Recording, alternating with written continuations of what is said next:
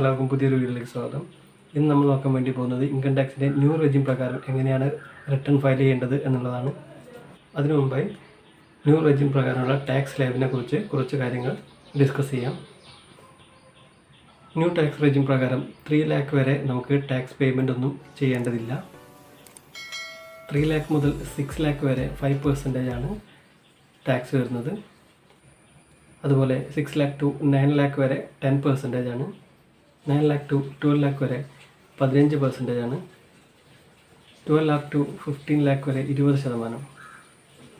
അതുപോലെ 15 lakh above ആണെങ്കിൽ 30% ആണ് ടാക്സ് വരുന്നത്. ഇങ്ങനെയാണ് ന്യൂ റെജിം പ്രകാരം സ്ലാബ് വരുന്നത്.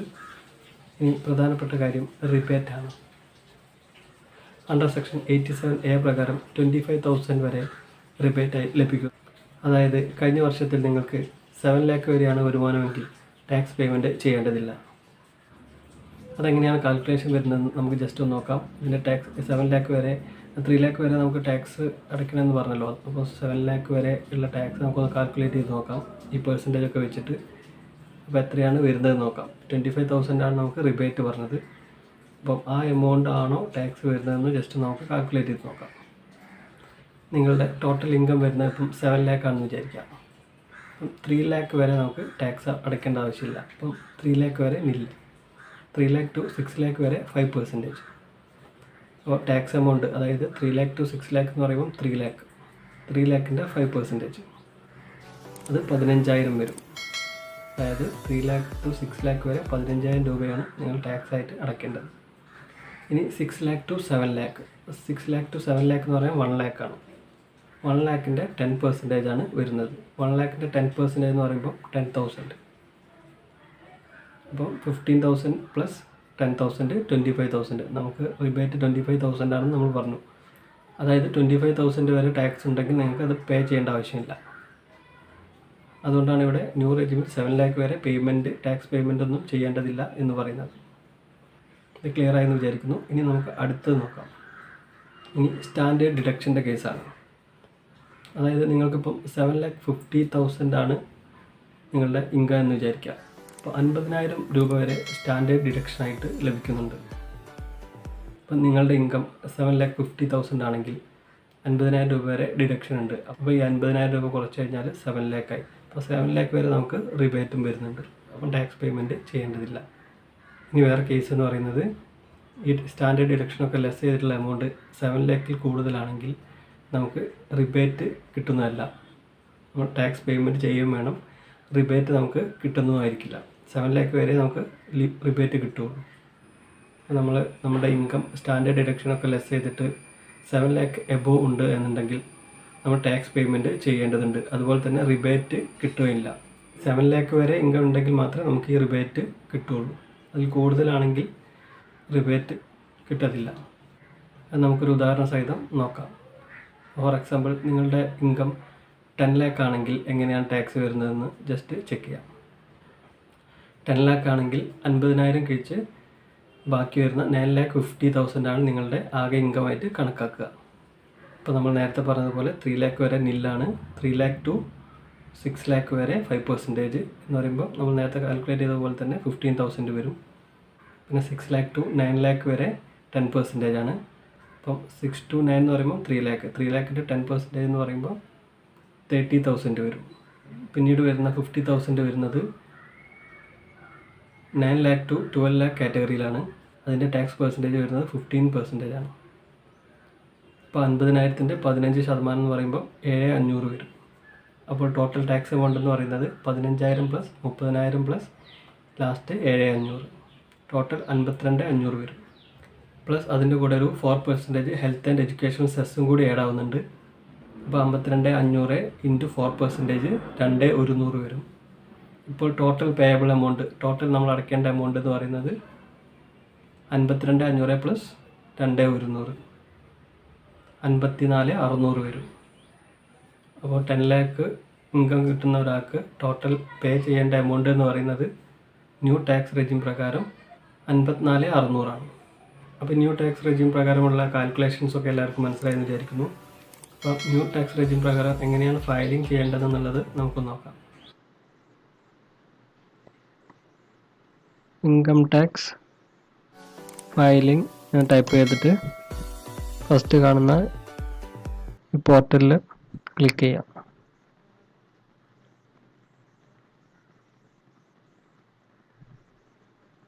ഓക്കെ, നെക്സ്റ്റ് ലോഗിൻ ആണ് ചെയ്യേണ്ടത്. രജിസ്റ്റർ ചെയ്യാൻ അറിയാത്തവർ രജിസ്ട്രേഷന് ഞാനൊരു വീഡിയോ ചെയ്തിട്ടുണ്ട്, ഇതിൻ്റെ തൊട്ട് മുന്നേ ചെയ്ത വീഡിയോ ആണ്. അത് കണ്ടിട്ട് അതിന് ശേഷം ഈ വീഡിയോയിലേക്ക് വരിക.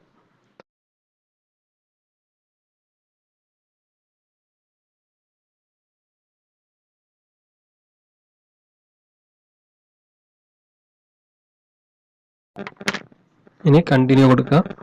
നിങ്ങളുടെ പാസ്വേഡ് എൻ്റർ ചെയ്ത് കൊടുക്കുക.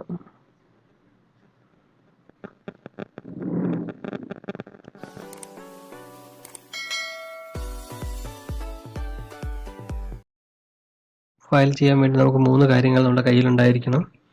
ഒന്ന് form 16, 2 AIS annual information statement, മൂന്നാമത്തത് 26 AS. ഇത് 3 വെച്ചിട്ട് കൃത്യമായി ചെക്ക് ചെയ്തതിന് ശേഷം മാത്രം ഫയലിങ്ങിലേക്ക് കടക്കുക. അപ്പോൾ അത് നമുക്ക് 26 AS ഡൗൺലോഡ് ചെയ്യാം. കൺഫേം ചെയ്യാം.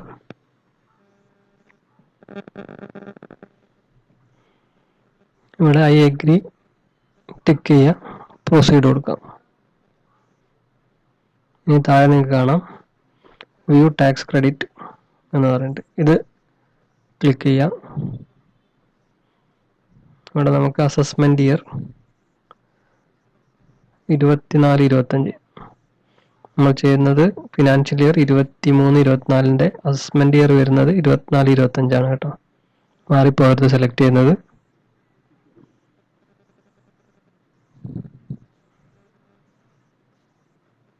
HTML കൊടുക്കാം,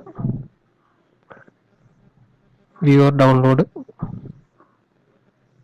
അതിനുശേഷം എക്സ്പോർട്ട് ആസ് PDF. ഡൗൺലോഡ് ആയിട്ടുണ്ട്.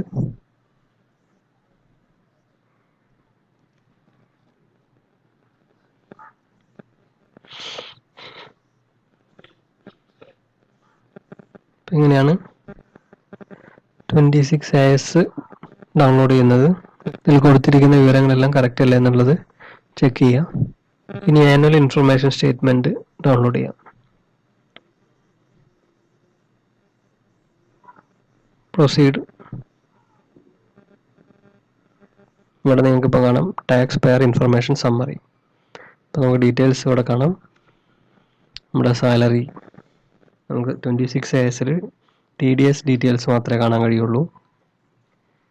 പക്ഷേ ഇവിടെ നമുക്ക് ബാങ്ക് സേവിങ്സ് ഇൻട്രസ്റ്റ് ഉണ്ടെങ്കിൽ അത്, ഇപ്പോൾ സാലറിയിൽ നിന്ന് ഇതാണ് എമൗണ്ട് കിട്ടിയത്. അതുപോലെ ഡിവിഡൻഡ് ഉണ്ട്, interest from bank interest, savings bank interest ആണെങ്കിൽ അത് ബാങ്കിൽ നിന്ന് കിട്ടുന്ന ഇൻട്രസ്റ്റ് ഇവിടെ ഷോ ചെയ്യും. അതുപോലെ ബിസിനസ് റിസീപ്റ്റ്സ്. ഇപ്പം ടോട്ടൽ ഇൻഫർമേഷൻ നമുക്ക് ഇവിടെ കാണാൻ വേണ്ടി സാധിക്കും. ഇപ്പം സാലറി ആണ് നിങ്ങൾക്ക് സെപ്പറേറ്റ് കാണുന്നുണ്ടെങ്കിൽ ഇവിടെ ക്ലിക്ക് ചെയ്യാം.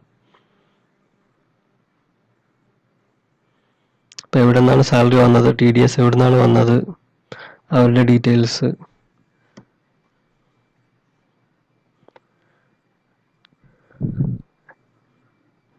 അതിൻ്റെ സെക്ഷൻ, അതെല്ലാം കാണാൻ വേണ്ടി സാധിക്കും. അതുപോലെ ഡിവിഡൻഡ് ആണെങ്കിൽ ഡിവിഡൻഡ് എവിടെ നിന്നാണ് കിട്ടിയത്,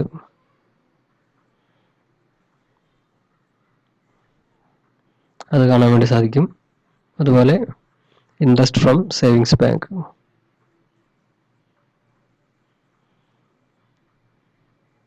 അതൊക്കെ ക്ലിക്ക് ചെയ്ത് കഴിഞ്ഞാൽ നമുക്ക് അതിൻ്റെ ഡീറ്റെയിൽസ് ഷോ ചെയ്യും. അപ്പോൾ ഈ ഇൻഫർമേഷൻസ് ഒക്കെ കറക്റ്റ് ആണോ എന്നുള്ളത് ചെക്ക് ചെയ്യാം. ഇനി ഫയൽ ചെയ്യാനായിട്ട് ഡാഷ്ബോർഡിലേക്ക് പോവാം. ഇവിടെ ഫയൽ നൗ കൊടുക്കാം. നമ്മളിപ്പം ഓൺലൈനായിട്ടാണ് ചെയ്യുന്നത്.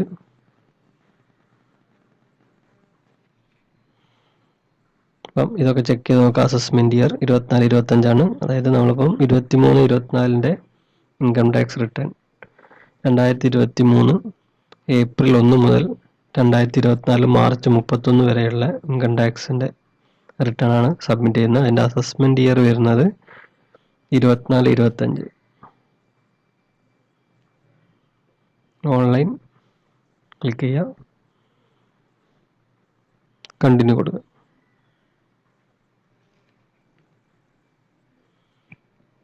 അവിടെ സ്റ്റാർട്ട് ന്യൂ ഫയലിംഗ് കാണാം, അത് ക്ലിക്ക് ചെയ്യാം.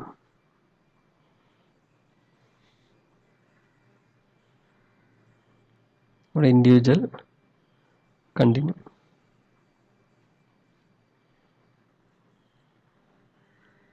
ഇവിടെ I know which ITR form I need to file എന്നുള്ളടത്ത് ITR 1 ആണ് നമുക്ക് ചെയ്യേണ്ടത്. പിന്നെ ഇതൊക്കെ ഒന്ന് വായിച്ചു നോക്കാം. അപ് ടു 50 lakh ഇൻകം, നിങ്ങളുടെ income 50 lakh വരെയാണെങ്കിലാണ് ITR 1 form use ചെയ്യേണ്ടത്. ഇനി പ്രൊസീഡ് വിത്ത് ITR 1 കൊടുക്കാം.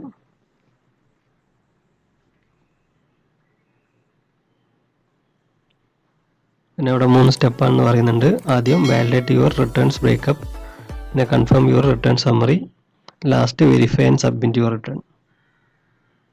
നമുക്ക് ലെറ്റ്സ് ഗെറ്റ് സ്റ്റാർട്ടഡ് ക്ലിക്ക് ചെയ്യാം. ഇവിടെ എന്തുകൊണ്ടാണ് നമ്മൾ റിട്ടേൺ ഫയൽ ചെയ്യുന്നതെന്നാണ് ചോദിക്കുന്നത്.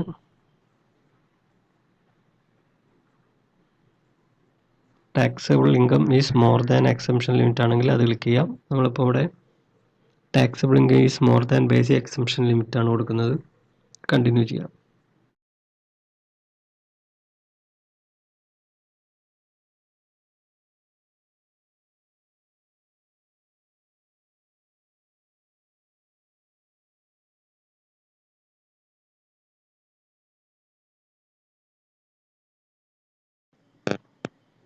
ഓക്കെ,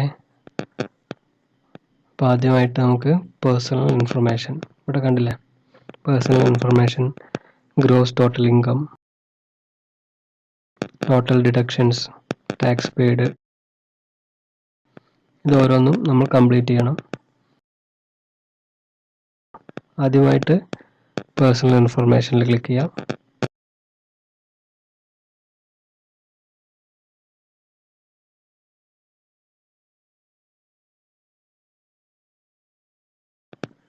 അതിൽ വരുന്ന ഡീറ്റെയിൽസ് ഒക്കെ ശരിയല്ല എന്നുള്ളത് ചെക്ക് ചെയ്യുക. Aadhaar number, date of birth, name, pan number, address, email ID. ഇനി നമ്മുടെ നേച്ചർ ഓഫ് എംപ്ലോയ്മെൻറ്റ് ഇവിടെ സെലക്ട് ചെയ്യാം.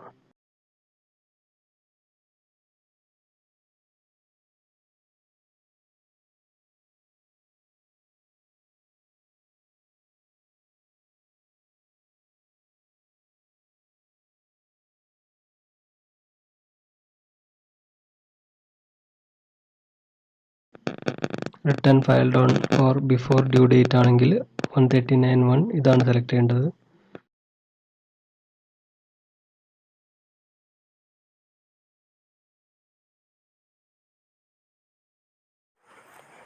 ഇനി നിങ്ങൾക്ക് ഇവിടെ കാണാം നമ്മൾ ന്യൂ ടാക്സ് റെജിം ഒപ്റ്റിംഗ് ഔട്ട് ചെയ്യുന്നുണ്ടോ എന്നാണ് ക്വസ്റ്റ്യൻ. നമ്മളിപ്പം ന്യൂ ടാക്സ് റെജിം തന്നെയാണ് ചെയ്യുന്നത്, അതുകൊണ്ട് നോ കൊടുക്കുക. ഇനി ഇവിടെ കൺഫേം കൊടുക്കുക.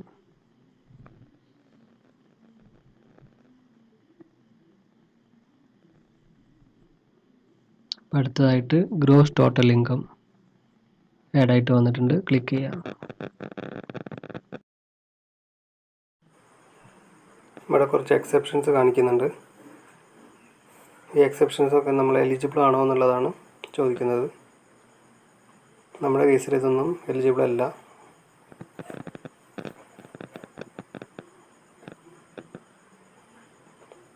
അതുകൊണ്ട് ക്വസ്റ്റ്യൻ സ്കിപ്പ് ചെയ്യുകയോ അല്ലെങ്കിൽ കണ്ടിന്യൂ കൊടുക്കുകയോ ചെയ്യാം.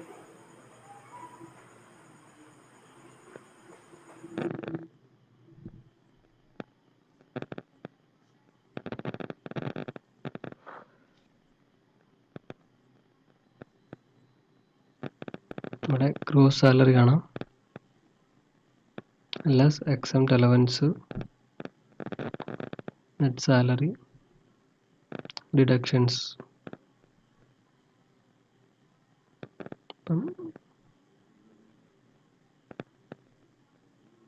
ഇൻകം ഫ്രം ഹൗസ് പ്രോപ്പർട്ടി ഇല്ല, ഇൻകം ഫ്രം അതർ സോഴ്സസ്, അല്ലാതെ ഇൻട്രസ്റ്റ് സേവിങ്സ് ബാങ്ക് അക്കൗണ്ട്.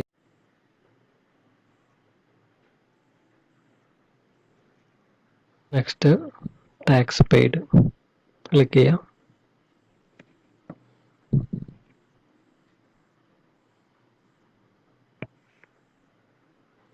ഇപ്പോൾ നമ്മൾ ഓൾറെഡി പേ ചെയ്ത 26 AS വരുന്നൊരു എമൗണ്ട് ആഡ് ചെയ്ത് കൊടുക്കണം.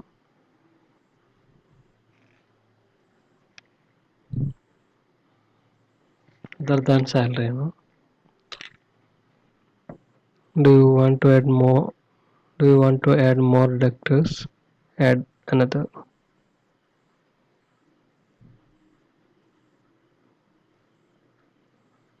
ടാൻ കൊടുക്കുക. നമ്മളിവിടെ 26 AS ഉള്ള ടാന് കോപ്പി ചെയ്യാം.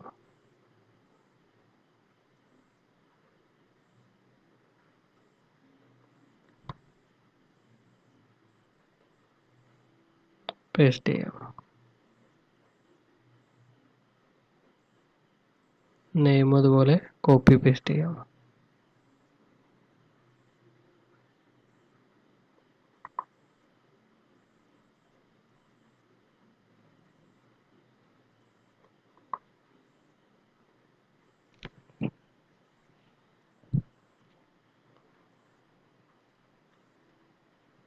Gross receipt which is subject to tax deduction. Amount കൊടുക്കുക. Year of tax deduction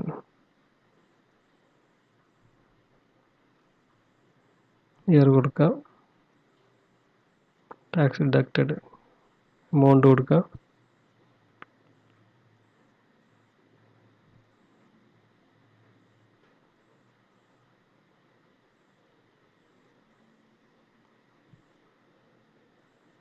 add കൊടുക്കുക. Okay.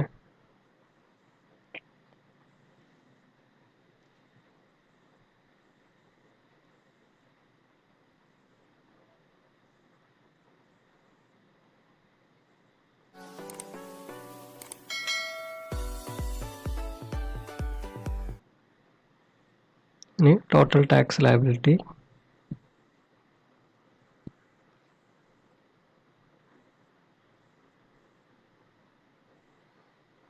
computation of income,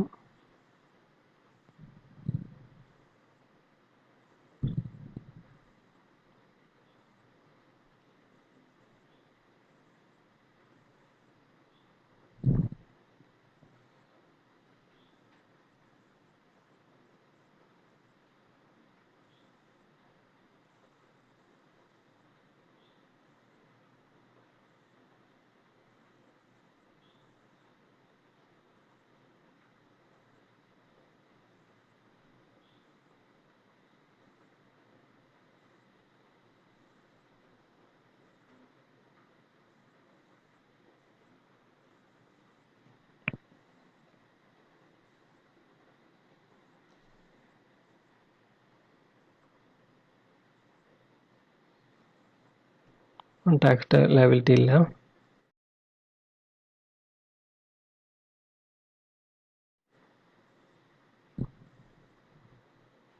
proceed.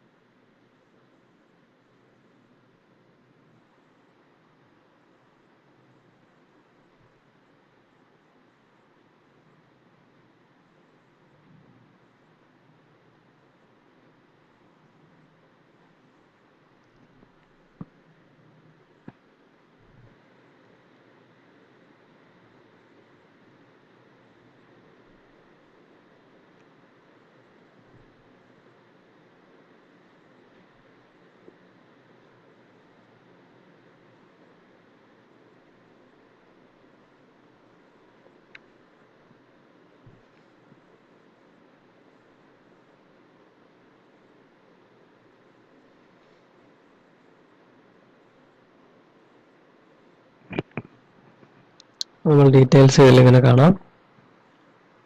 ഓരോന്നും കറക്റ്റ് അല്ല എന്നുള്ളത് ചെക്ക് ചെയ്യാം. ഓരോന്നും കറക്റ്റ് അല്ല എന്നുള്ളത് ചെക്ക് ചെയ്യാം.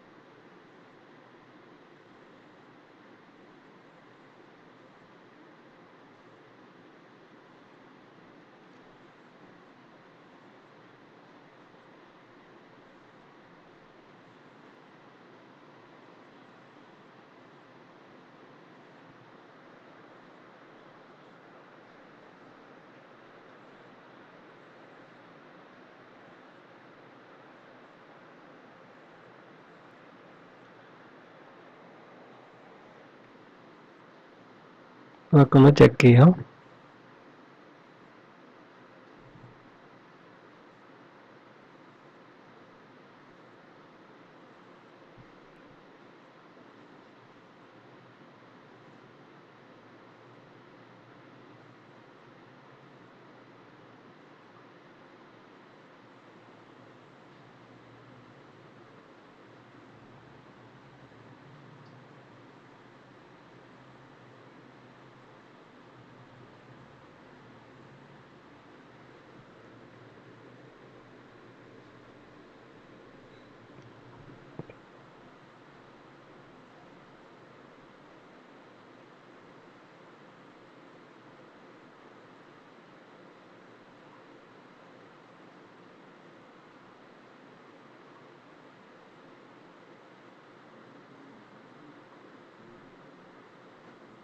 ഈ വെരിഫൈ സെലക്ട് ചെയ്യാം,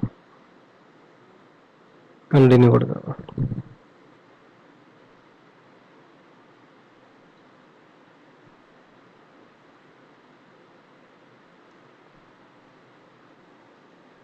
കണ്ടിന്യൂ കൊടുക്കാം.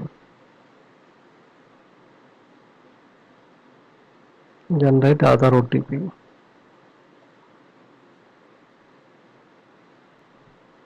എൻ്റർ ദ OTP വന്നിട്ടാവുന്ന ഫോണിലേക്ക് OTP വന്നിട്ടുണ്ടാവും, അത് എൻ്റർ ചെയ്ത് വാലിഡേറ്റ് കൊടുക്കുക.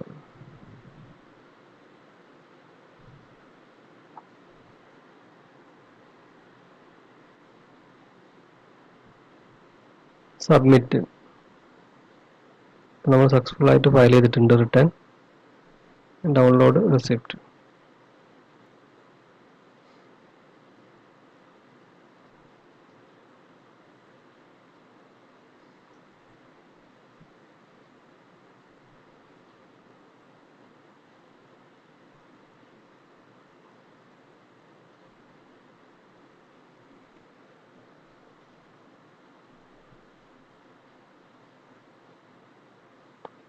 നമ്മൾ റീഫണ്ട് എമൗണ്ട് കാണിക്കുന്നുണ്ട്.